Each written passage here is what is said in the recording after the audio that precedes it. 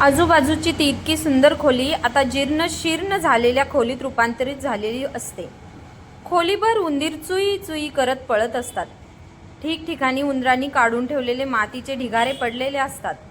खाली बघतो तर तो बसलेला पलंग अतिशय विद्रूप झालेला असतो आणि गादी कित्येक वर्षापासून न धुतल्यासारखी मेंचट झालेली असते. गादीवर आणि रग्गीवर ठिकठिकाणी वाळलेल्या रक्ताचे खूप सगळे डाग असतात. तो ते सर्व सहन न होऊन झटकन उठून उभा राहतो. हे काय आहे?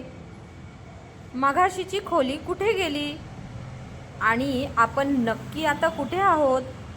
काय घडत आहे? ते नक्की कशाला घाबरले आहेत? मी वाचलो कसा?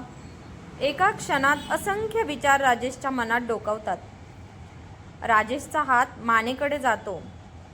त्याच्या हाताला एक लॉकेट लागते. त्याला आठवते, शहरात निघण्यापूर्वी त्याच्या आईने श्री गुरुदेव दत्त मंदिरात उपासना करून आणलेले हे लॉकेट त्याच्या गळ्यात बांधले होते.